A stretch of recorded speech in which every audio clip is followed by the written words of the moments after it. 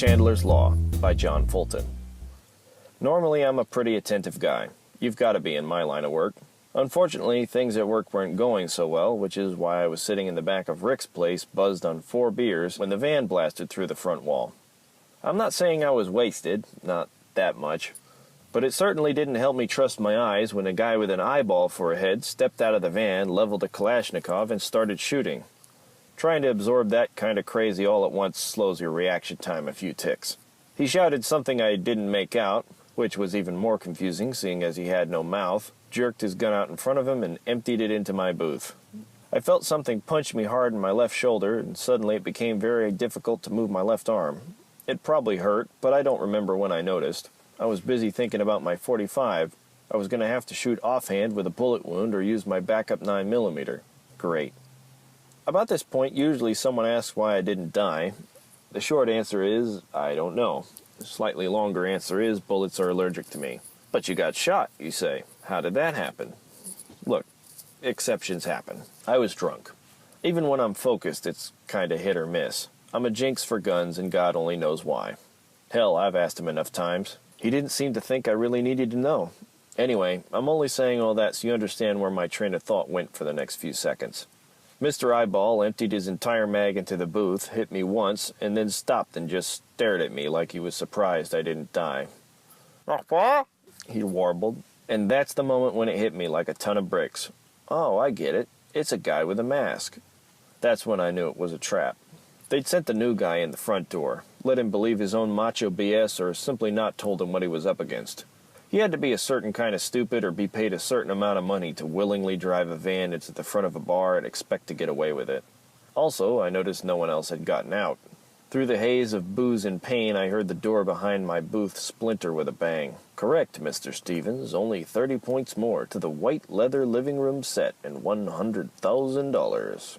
I painfully threw myself onto my side just as a shotgun blast cut through the backboard where my head had been. By this time, my shoulder had notified my brain that a bullet had been punched through me. Squirming onto my back, I somehow managed to block out the feeling of having been impaled long enough to claw my compact from its holster on my back, chamber it on my belt, and put the front sight right on Eyeball's bright green iris. Turns out shooting on 4 beers is a bit easier than I thought it would be. I pulled the trigger and hit him in the groin. He was in the middle of reloading at the time, dropped everything with a bang, doubled over, and sat down hard with a muffled groan. A couple more shotgun blasts showered me with splinters, and I tried to pull my feet back into the booth. The headboard wasn't that thick, but the padded seat frame seemed a bit more solid. Shotguns aren't known for their penetration power. If I was lucky, he had no idea how to keep a pump gun going, and would empty the thing trying to punch through the wood. "Jeff!" I heard him shout. "Jeff, I've got him pinned! Use the slugs!" Damn it. I slipped under the table, set my foot against the leg, and kicked it out of the booth. The shotgun took a chunk out of the top. I popped over the backboard, gun first. Mr. Shotty was wearing a dark leather jacket over a gray hoodie, messed up jeans, and the ugliest-looking Pikachu mask I had ever seen. He must have been walking towards me when I distracted him. Still, his reaction time was surprisingly slow. I shot him once in the mask and twice more in the chest. He jumped, fired the shotgun into the wall, and flopped to the ground with a crash. I turned back to Eyeball and crouched. The guy was sitting against the van, leaking red out of his white, bloodshot bubble mask. Looked like he'd taken an almost direct hit. "Huh," I said. "What would you have said?" The back way was watched. Jeff had to still be out there. I had to decide whether to take a chance with the front. I realized the van was still running.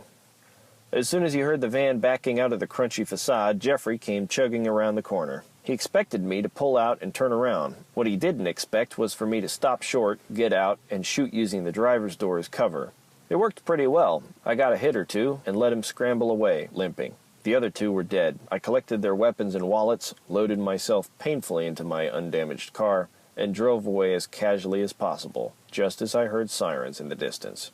About 20 minutes later, I was sitting in the big lazy boy in Kara's living room, drinking what she had told me was vodka.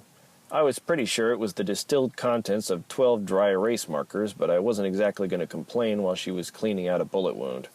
"Stop squirming," Kara said. I made a grumble noise. Her brow furrowed a bit deeper as she examined the hole in my shoulder. I noticed. "It's not you," I clarified. It hurts, is all." "I can imagine," she said. She dribbled another stream of alcohol into the hole. I stopped myself from ripping the armrest off the chair and managed to squelch my scream of pain down to a croak. Ow! Kara peeled the backing off a gauze pad and smoothed the dressing out over the hole. She took a seat on the couch next to me and folded her arms across the armrest. She was trying to retain her stolid professional expression, but her face kept melting into that look girls get when they're looking at an injured squirrel or something. "Are you sure you don't want me to call someone more experienced?" she said. "No. I mean, yes, don't call," I replied, stiffly leaning forwards and standing up. "We're more likely to stay unperforated if I just hang around here for a couple of hours." "Hours?" Kara said. "What do you mean, hours?" I blinked at her. "Was minutes better? Do you have somewhere to be?" "What? No!" Kara jumped up off the couch. She was tall for a girl, but it still left her looking up at me.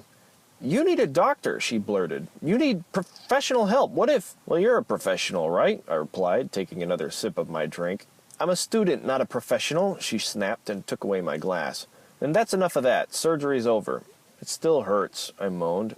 "Come on, give me back." "No, you have to think." Kara was waving her hands now for emphasis. "These are dangerous people, right? Isn't there—" she gestured lamely— "something we need to be doing right now?" I looked up at the ceiling for a moment, then back at her.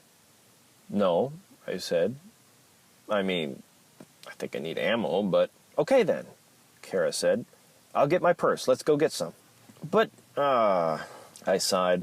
My mind was only half functioning. "I'm hurt," I said. "Also drunk." Kara stared at me for a long moment. Then she raised my glass, drained it, and headed for the kitchen. "Where are you going?" I asked. "I have to clean something," she shouted back.